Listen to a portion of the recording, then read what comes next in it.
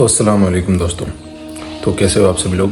अल्लाह के हुक्म से बिल्कुल ठीक होंगे। आपका भाई भी अल्लाह का शुक्र है बिल्कुल सही है। तो गाइस, बहुत सारे हमारे दोस्त हैं, जो साथी हैं, हमारे फॉलोअर्स हैं, उन सबके बहुत ज़्यादा सवाल आ रहे थे कि आखिरकार शब बारात है क्या, शब बारात की फजीलतें क्या हैं और ये रात जो है इतनी अफसल और अहम क्यों है।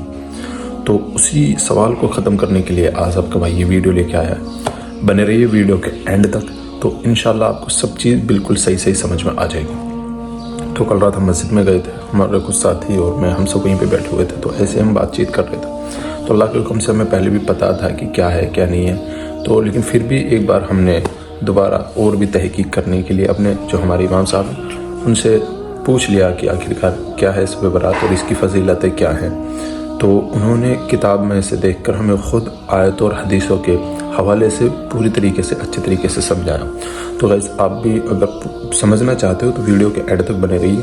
और मैंने उनका जो है वॉइस रिकॉर्ड किया था उसी टाइम पे, ताकि मैं बिना किताब के बताऊं, वो किताब में से बताएं तो उसमें फ़र्क होता है। तो मैंने सोचा कि वॉइस रिकॉर्ड कर लेता हूँ, उस वॉइस को ही मैं आप लोगों तक पहुँचा दूँगा और आप लोग जो है कि बिल्कुल अच्छी तरीके से समझ जाएंगे। तो आपको कोई भी कन्फ्यूज़न नहीं रहेगी। तो गाइस, ठीक है ना, आपको एंड तक ये वॉइस सुनना है जो मैं आपको यहाँ लगा रहा हूँ।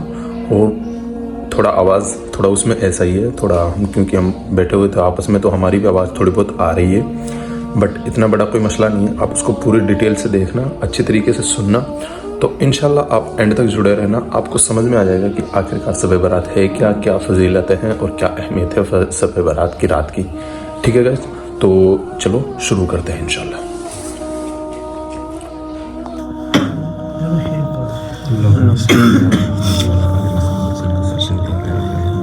तर्जुमा आयात व अहदीस खुतबा चहल व सौम माह शाबान के अमाल में। कुरान की आयत को तर्जुमा और अहदीस को तर्जुमा जो पढ़ के बताया जा रहा है। पहले अहदीस को तर्जुमा पढ़ के बताया जा रहा है।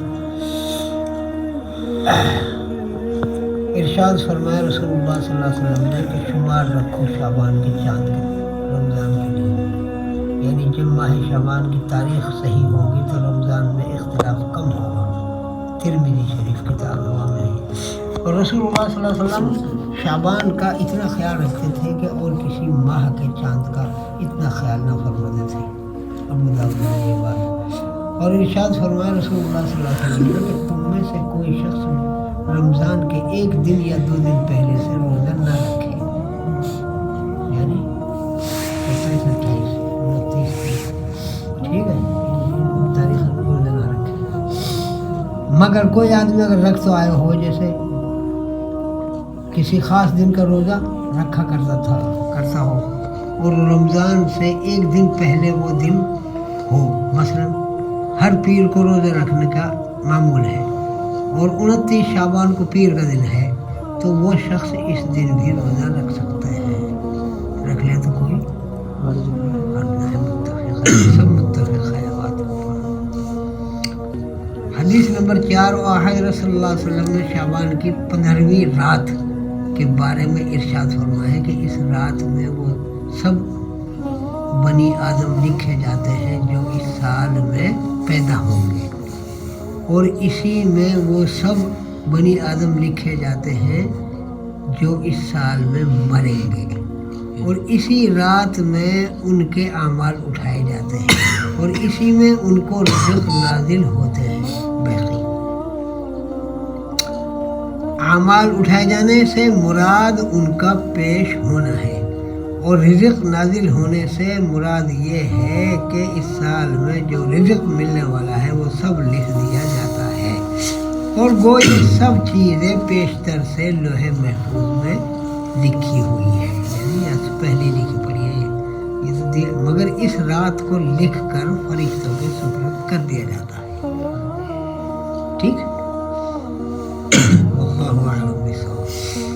और इरशाद फरमाया सल्लल्लाहु अलैहि वसल्लम कि जब आधे शाबान की रात हो तो उस रात को शब-ए-दारी करो, यानी जागो, और इस सुकून के दिन में रोज़ा रखो, क्योंकि अल्लाह ताला इस रात गुरूब आफ्ताब के वक्त ही से आसमान दुनिया की तरफ नुज़ूल फरमाता है और फरमाते हैं कि क्या اور فرماتا ہے کہ کیا کوئی مغفرت چاہنے والا ہے کہ میں اس کو بخش دوں؟ کیا کوئی روزی مانگنے والا ہے کہ میں اس کو روزی دے دوں؟ کیا کوئی مصیبت زدہ ہے کہ وہ عافیت کی دعا مانگے اور میں اس کو عافیت دے دوں، عافیت دوں؟ کیا کوئی ایسا ہے، کیا کوئی ویسا ہے؟ رات بھر یہی رحمت کا دریا بہتا رہتا ہے یہاں تک کہ صبح صادق ہو جاتی ہے۔ اب جو ہے قرآن کی آیت کا ترجمہ چل رہا ہے، ٹھیک ہے۔ اور ارشاد فرمایا حق تعالیٰ شانہ نے، بے شک ہم نے نازل کیا ہے اس قرآن کو برکت والی رات میں، بلا شبہ ہم آگاہ کرنے والے ہیں۔ اسی رات میں ہر حکمت والا معاملہ ہمارے حکم سے طے کیا جاتا ہے۔ بے شک ہم آپ کو پیغمبر بنانے والے ہیں، یعنی قرآن جو اترا ہے وہ شب قدر کی رات اترا ہے۔ اور حضرت عائشہ رضی اللہ تعالیٰ عنہ فرماتی ہیں کہ میں نے حضرت صلی اللہ علیہ وسلم کو شعبان سے زیادہ روزہ رکھتے ہوئے کسی ماہ میں نہیں دیکھا، اور ایک روایت میں ہے کہ آپ کل ماہ شعبان میں روزے رکھتے تھے سوائے تھوڑے دنوں کے جو ابھی پہلے اوپر بیان ہو چکا، یعنی 1-2 دن پہلے چھوڑ دیا۔ اور ارشاد فرمایا رسول اللہ صلی اللہ علیہ وسلم نے کہ اللہ تعالیٰ متوجہ ہوتا ہے شعبان کی 15ویں رات میں، بس مغفرت فرما دیتا ہے سب مخلوق کی مگر، سب مخلوق کی مگر کا مطلب مشرک اور کینہ رکھنے والے شخص کے لیے مغفرت نہیں فرماتا۔ ایک تو اللہ کے ساتھ شریک کرنے والا مشرک، اور دوسرا جو ہے کینہ، بغض، عداوت، کپٹ رکھنے والا۔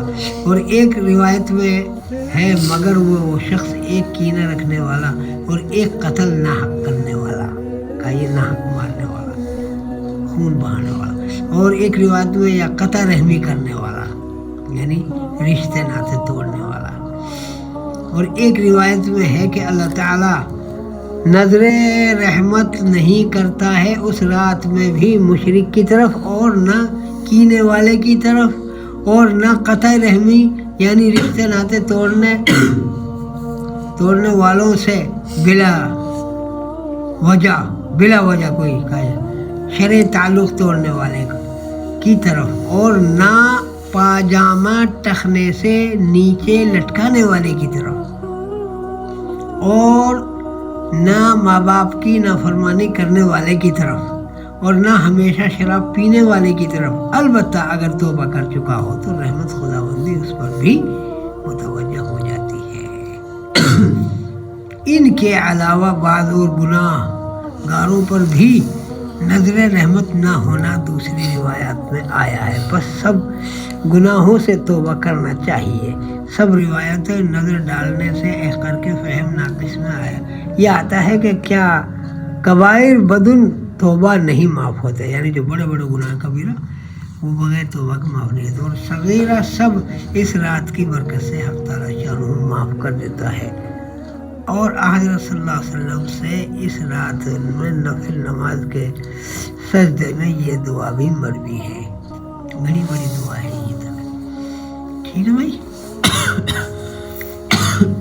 ترجمہ اس کا یہ ہے اس دعا کا: تیرے غصے سے تیری رضامندی کی پناہ لیتا ہوں، اور تیرے عقاب سے تیرے درگزر کرنے کی پناہ لیتا ہوں، اور تجھ سے تیری ہی پناہ مانگتا ہوں۔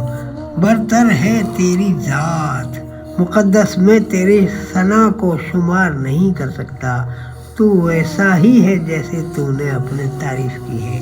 اس روایت سے اور بھی دعائیں بخوف طوالت نقل نہیں کی گئی۔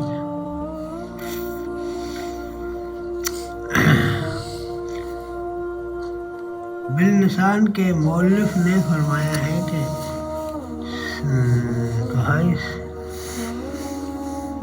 بیہودہ بدعات میں سے ایک یہ ہے کہ جو ہندوستان کے اکثر شہروں میں پھیلی ہوئی ہے، یعنی چراغوں کا جلانا،